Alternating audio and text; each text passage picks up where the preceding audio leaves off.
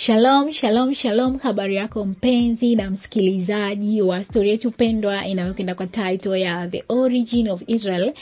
Nilikuahidi katika story iliyopita kwamba nitakuletea kisa cha kusisimua sana kinachoelezea mauaji ya kikatili ambayo yalifanywa na utawala wa Kirumi juu ya wanafunzi wa Yesu Kristo ambao walipewa jukumu la kueneza injili ulimwenguni kote baada ya Yesu Kristo kuondoka hapa duniani na kuelekea mbinguni. Utajiuliza maswali mengi na kuwaje utawala wa Kirumi unafanya mauaji lakini mafundisho yanatolewa kwa mataifa mengine, na wanaosemekana kwamba wamefanya mauaji ni Warumi wakati mataifa mengine ndio yamepewa injili. Ukisoma vizuri katika Biblia kitabu cha Daniel utaona kuna mahali mfalme Belshaza ameota ndoto, lakini Daniel anaifafanua ile ndoto. Mfalme yule aliota kwamba amewaona wanyama wakubwa katika ndoto, lakini Daniel anapotafsiri ile ndoto anamwambia kwamba wale sio wanyama bali ni mataifa makubwa ambayo yatainuka na kuitawala dunia. Akamtafsiria katika taifa la kwanza lilikuwa ni Babel ambalo litakuja kupinduliwa na taifa linaitwa Uamedi na Uajemi, na ilitokea hivyo.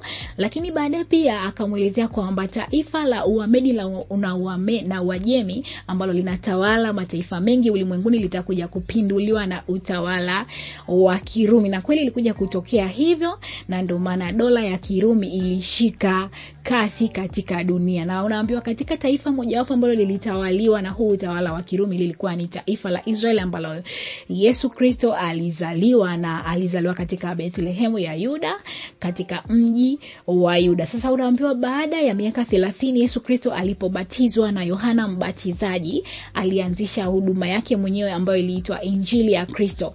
Na ukumbuke pale Israeli kulikuwa kuna dini moja inaitwa dini ya Kiyahudi ambayo ilikuwa na viongozi wa makundi mawili. Kundi la kwanza lilikuwa ni Mafarisayo, lakini kundi la pili lilikuwa ni Masadukayo.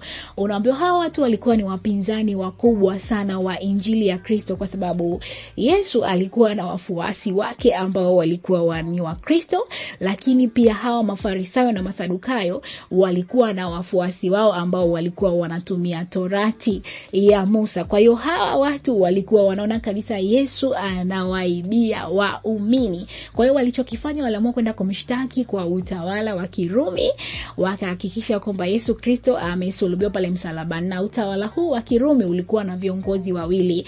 Mmoja alikuwa ni Herode na wa pili alikuwa ni Pontio Pilato. Kwa hiyo kama ukusikiliza katika story yangu ya nyuma, nilisema kwamba Pontio Pilato hakuwa Myahudi na Herode pia hakuwa Myahudi. Hao walikuwa ni Warumi ambao waliwekwa na kiongozi wao mkuu ambaye alikuwa anaitwa Kaisari. Turudi katika story yetu.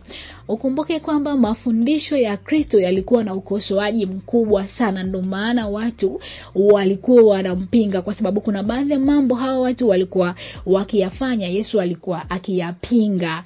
Utaelewa kuna baadhi ya mambo ambayo Mafarisayo na Masadukayo walikuwa wakiyafanya Yesu alikuwa akiwakosoa katika sinagogi kupitia mahubiri ambayo alikuwa akiyatoa. Sasa unaambiwa wanafunzi wa Yesu Kristo walipoanza kutembea katika mataifa mbalimbali ulimwenguni, walikutana na huu utawala wa Kirumi ukiwa unayatawala yale mataifa. Kuna baadhi ya wanafunzi ambao walienda katika bara la Asia, wengine wakaenda katika bara la Ulaya, lakini wengine wakafika katika bara la Afrika, na wengine walizunguka katika mataifa mengine ulimwenguni wakihubiri injili ambayo ilikuwa na ukosoaji mkubwa, kwa sababu baadhi ya mataifa mengine hawakuwa wanaifahamu injili ambayo ilikuwa inatolewa pale Israel, nikimaanisha kwamba injili ambayo Musa aliiacha. Hawakuwa wanamfahamu Mungu ambaye Musa alimsimulia pale Misri, lakini pia hawakuwahi kusikia habari ya injili ambayo Kristo aliamua kuieneza.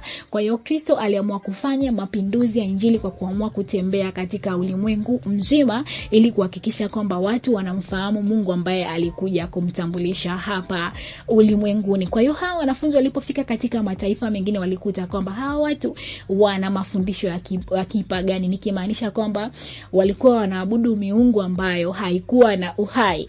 Kuna watu ambao walikuwa wanaabudu ng'ombe, na wengine walikuwa wanaenda kutoa sadaka zao katika milima, na kuna wengine ambao walidiriki kutafuta mtu alafu wakamfanya awe ni Mungu wao. Sasa unaambiwa kuna baadhi ya wanafunzi ambao walipofika katika yale mataifa waliuawa kwa kukatwa na mapanga, kuna wengine walichomwa mikuki, kuna wengine ambao walitumbukizwa katika masufuria ambayo yalikuwa yana asidi, na kuna wengine ambao waliuawa kwa kuunguzwa na maji ya moto ambayo yalichemshwa sana, na kuna wengine ambao walisulubiwa katika misalaba, kichwa chini miguu juu.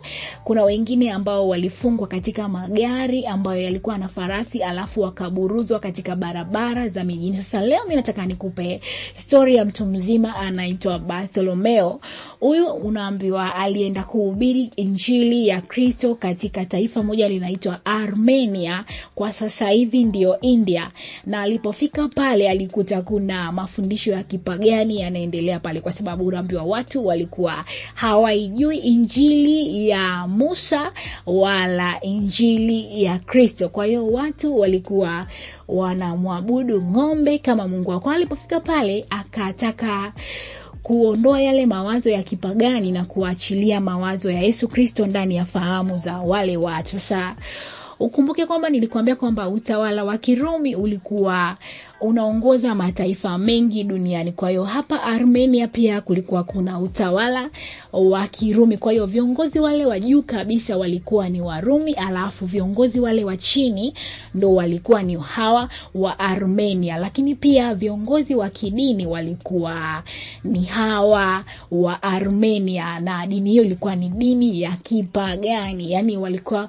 wanaabudu miungu. Sasa unaambiwa hawa watu walipotaka kushindana na huyu Bartholomeo waliamua kwenda kumshtaki kwa uongozi wa juu kabisa wa utawala wa Kirumi. Ndio maana nikasema kwamba utawala wa Kirumi ulifanya ukatili. Lengo la utawala wa Kirumi kufanya ukatili wa namna hii ilikuwa ni kuhakikisha kwamba wanawaridhisha wale watu ambao walikuwa wanawatawala katika yale mataifa. Kwa hiyo wenyewe walichokuwa wanakifanya walikuwa wanasikiliza wale watu wanataka nini alafu wanakifanya. So unaambiwa Bartholomeo alipokamatwa na kupelekwa katika mabaraza ya kuhukumiwa katika mahakama za Kiarmenia, alihukumiwa kwa kuhakikisha kwamba anachunwa ngozi kuanzia kichwani hadi miguuni, alafu alipewa adhabu ya kusimamishwa na kushikilia ngozi yake mkononi. Alafu watu walianza kumdhihaki kwamba inawezekanaje Kristo amekuacha mpaka umechunwa ngozi. Kwa hiyo unaweza kuelewa kwamba huyu Bartholomeo alipitia maumivu makali sana, kwa sababu jamani, kitendo cha kuchunwa ngozi mwili mzima, damu zinakuwa zinachuruzika kwa ajili ya Kristo, hiki ni kitendo cha kikatili sana ambacho alitendewa huyo mtu. Lakini hawa watu waliofanya hawakuelewa kwamba wanachokifanya ni kitendo cha kikatili. Walichokuwa wanakitaka ni kwamba Bartholomeo asihubiri yale mafundisho ya ukosoaji kwamba watu hawataki kwenda kuabudu miungu wala kufanya yale mambo ya Sodoma na Gomora ambayo walikuwa wanafanya. Kama kuna story umewahi kufuatilia, nimewahi kuisimulia ya Sodoma na Gomora, utaelewa ni mambo gani ambayo watu wa Sodoma na Gomora walikuwa wakiyafanya. Sasa hata hawa watu wa Armenia pia walikuwa wanafanya mambo ya Sodoma na Gomora. Kwa hiyo Bartholomeo alifika pale na kuhakikisha kwamba anawakosoa na kuhakikisha kwamba anawataka watu wafuate yale mafundisho ya Kikristo. Story inakwenda kwa title ya The Origin of Israel. Usiache kusubscribe katika YouTube channel ili uwe wa kwanza kupata notification. Lakini pia katika ukurasa wangu wa Facebook ninasimulia story hizi katika mfumo wa maandishi. Kwa hiyo kama wewe ni mpenzi wa kusoma simulizi zilizo katika mfumo wa maandishi, unaweza kufuatilia katika ukurasa wangu wa Facebook ili uweze kuburudika. Mwenyezi Mungu akubariki sana kwa wewe ambaye umetenga muda wako na kufuatilia simulizi hii. Karibu tena katika simulizi nyingine za kusisimua zinazokuja mbele. Big up sana. Hala.